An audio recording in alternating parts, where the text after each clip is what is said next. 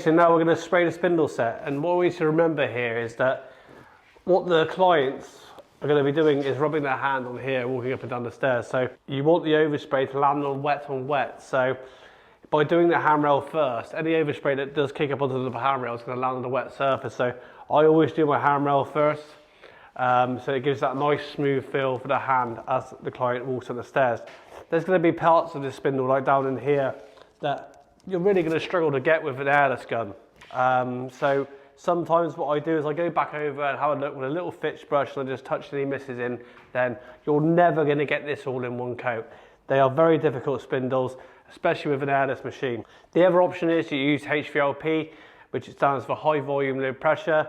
But as starting out, I wouldn't confuse yourself with all that. I just get to grip with your airless. So what we're going to do to start with is we're going to start by spraying the top here and then carrying on down the spindles, and I'll show you exactly how I do that.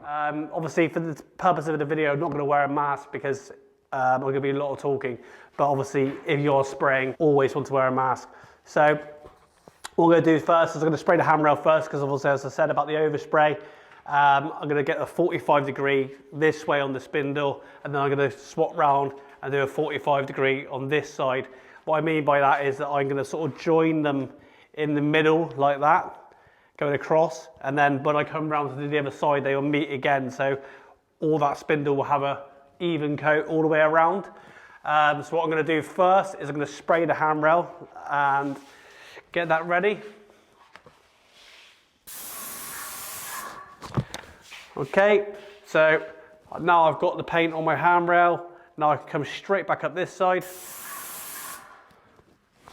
Okay, so now the handrail, it's got paint, and I will obviously repeat that process on the other side. But now what I want to do is I want to do the 45 degrees coming down. So as I come down, and obviously this will shoot paint up into the underneath edge as well.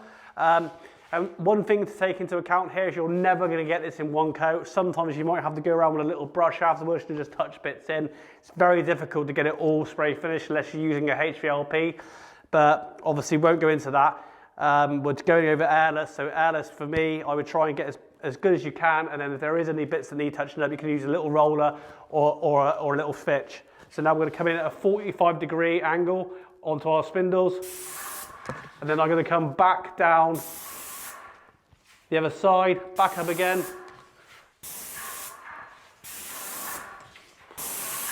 and I'll repeat that all the way down. And again, you want to move pretty quick, triggering on and off at the top and bottom. So obviously underneath there is a nice coat as well, because I'm aiming the gun slightly up, so I'm coming off there. As well, what you've got to try and remember is that when you do this spindle, you're actually getting this spindle and this spindle and this spindle. So on the way down, it's getting more and more paint, and especially this bottom. So when I come in to do this part, it's going to be a lot of paint on there, so I really want to start moving quicker. As I do my nil post now, what I'm going to do is I'm going to come over the top of the post, and I'm going to work every corner. So as I come down, I'll move this over slightly. So as I come down here, I'm going to come over the top, and then I come back up this corner here, and then back over the ball there. And then when I come down this corner, so I'm going to be working all four corners, and then back up again, up my nil post there. And then what have you noticed there as well, is as I've worked my way around, I've always finished from where I started. So if I finished at the top, I would spot round and then come back down the other side. So now what I will do is, because I'm on this side of the staircase, I'm going to come down at a 45 degree angle. So aiming the gun like so. I don't want to do this, because I want to get all this in here. So what I'll do is I will come straight down,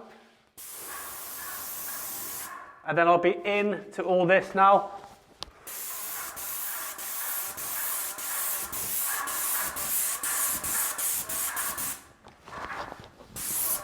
And I've had to move pretty quick there, because obviously there's a lot of paint already built up onto this. So I don't want to create any runs, so I've moved across there pretty fast.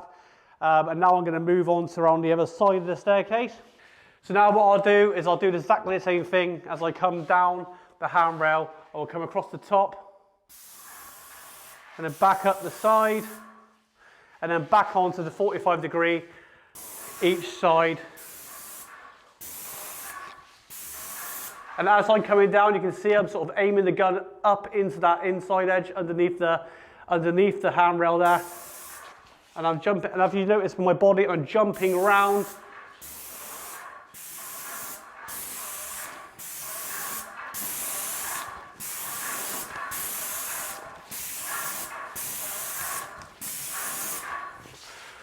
Okay, so I've gone back now all the way down all my spindles, and I've gone 45, 45, 45. So all of this now is all coated all the way around.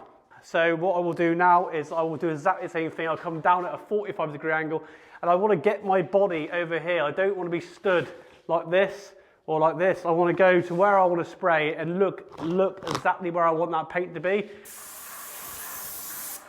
Back into my flat panel now.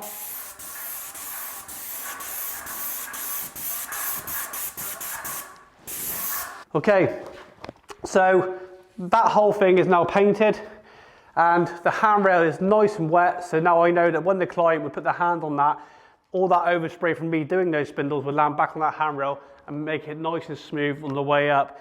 And it's very important just to move and keep moving. Do not hang around with this.